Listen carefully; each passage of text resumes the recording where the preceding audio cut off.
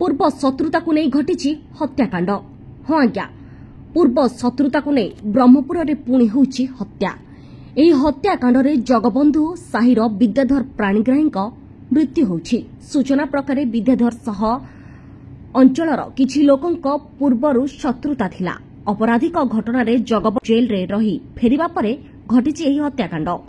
ବର୍ତ୍ତମାନ ସୁଦ୍ଧା ହତ୍ୟାକାଣ୍ଡରେ ସମ୍ପୃକ୍ତି କିଛି ଅପରାଧୀଙ୍କୁ ପୋଲିସ ଧରିବାରେ ସଫଳ ହୋଇଛି।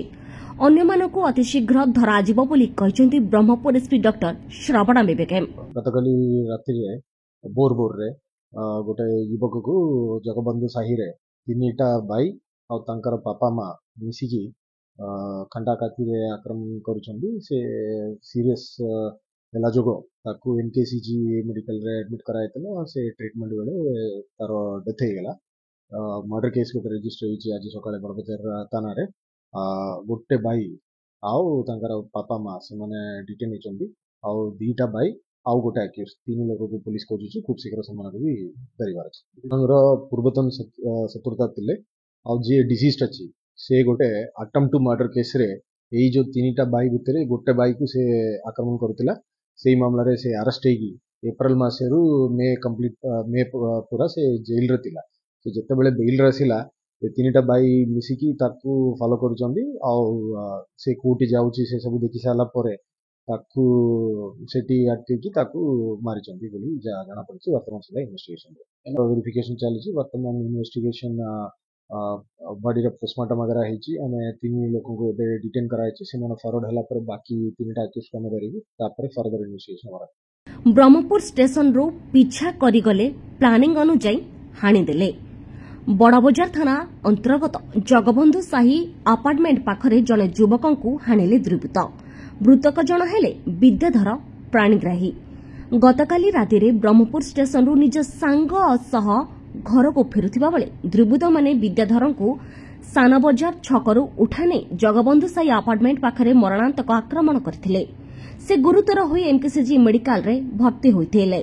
चिकित्साधीन अवस्था विद्याधर मृत्यु घटिथिला। पूर्व शत्रुता को केंद्र करी विद्याधर को हत्या होइछि।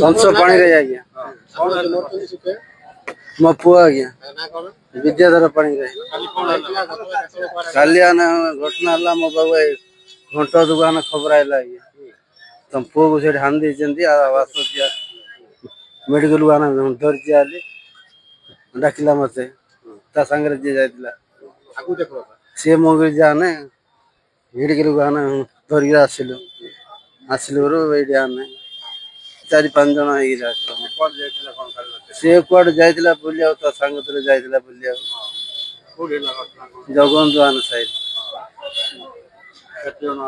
तंगे जाइतला आने तंगे 6 लोग होई गिरा आने आकु जिके नै गिरी आना बाइक बसैरी तंगे साई नै गेले तंगे साई नै गिरा आने 10 जन गिरा आने धरले आने 2 जन गिरा हानले गुडाना तो शत्रुत्य बलिया माची बलिया को आप कोन थिला असुविधा कोन बलिया बाघ आने आकु गिरी मास तळा आने कोनो झगड़ा थिला जेल पड़ेला हम पिला एबे 8 दिन लाई जे तंगे राग रखथिला मारले। बड़बजार थाना पुलिस घटनास्थल रे पहुंची तदंत आरंभ करबा सह पूर्व शत्रुता को केंद्र करी हत्या होइतबा संदेह करुछि। एही हत्या घटना पछरे बलिया और तार सहयोगी मानक संपृक्त रहितबा नै स्थानीय अंचल रे आलोचना हेउछि। नरसिंह साहू कौन घटना कौन है कहले भाई आमे राती जाइथिलु ओडे हबो 11 साढ़े 11 बन स्टेशन ओडे सांगडा आने जाइथिलु। हम 2टा गाड़ी रे जाइथिलु 4 जन एरी हमर सान बजार छकरे हम 2टा सांग पळेले आंके हम तांके 6 जन एरी हम पछ पछ आउथिले। हम आंको देखिनु काओ हम आंको सान बजार छकरे हम सांग 2टा पळला परे आंके 6 जन एरी हम आडी देले आ टेकीरी तो मते की धरी पळले मते आ ताकू जे विधि से जो पिला मरियो लागी ताकू धरी पळले।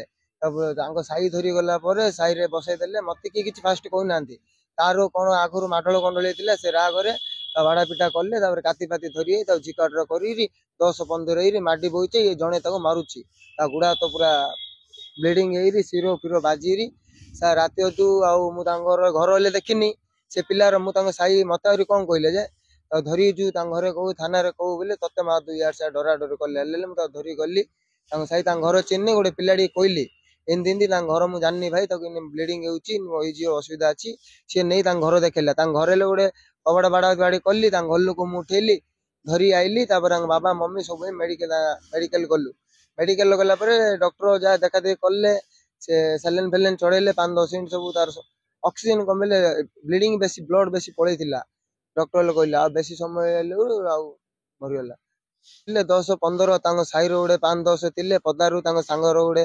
4-5 ଜଣ ଆଇଥିଲେ ତାଙ୍କ ସବୁ ମିଶିକିରି ଆଉ କଣ ଆଗରୁ ରାଗ କଣ ଥିଲା ନା ହଁ ଆଗରୁ କଣ ସାଙ୍ଗସାଥିରେ ଇନ୍ଦିଆ ପାଟିତୁଣ୍ଡ ହେଇକି କଣ ହେଇଥିଲା ମାଡଳ ହେଇଥିଲେ ସେ ରାଗରେ ଇଏ ତାଙ୍କ ଥିଲା ବୋଲି ଆପରେ ରାଗ ଥିଲା ନାଇଁ ମୁଁ ତାକୁ ଛଡେଇବାକୁ ଯିବାକୁ ଗଲୁରୁ ମତେ ପଥର ମୋ ମୁଣ୍ଡ ବାଡେଇଦେଲି ମୁଣ୍ଡଟା ଫାଟିଗଲା ଆଉ କିଛି ନାହିଁ ତାପରେ ମତେ କହିଦିଆ ସବୁ ୱାର୍ଣ୍ଣିଂ ଦେଇ ଛାଡିଲେ ବୋଲେ ମୁଁ ମୋର କିଛି ରାଗ ରିସା ନାହିଁ ମୁଁ କହିଲି ତା ସାଙ୍ଗରେ ଆଇଥିଲି ବୋଲି ମତେ ଧରି ପଳେଇଥିଲେ ଆଉ ଛଡେଇବାକୁ ଗଲୁ ମତେ ବାଡେଇଲେ ନହେଲେ ଆଉ କିଛି ନାହିଁ ଆଉ ସାନ ବଜାର ଛକରୁ ଜଗନ ସାହି ତାଙ୍କ ସାହି ଭିତରୁ ମାରିଲେ ତାଙ୍କ ଯିଏ ମାରିଲେ ତାଙ୍କ ଘର ଲୋକ ଗଲେ ପଦାରେ ଥିଲେ ତା ବାପା ଭଉଣୀ ସମସ୍ତେ ଥିଲେ ମାତ୍ର କିଏ କିଛି କହିବାକୁ ନାହିଁ ଆହୁରି ମୁଁ କହିଲି ତା ମା ଇନସିନି କହିଲୁ ତା ମା ଆହୁରି କହିଲା କି ତାକୁ ମାରିଥିଲେ ମୋ ପିଲା ମାରିବନି କି ମାରିଆ ଇଆଡେ ସିଆଡେ ଆହୁରି କହିଲେ। ବ୍ରହ୍ମପୁରରୁ ଗୋପାଳ କୃଷ୍ଣ ରେଡ୍ଡୀଙ୍କ ରିପୋର୍ଟ ଗଞ୍ଜାମ ସମାଚାର।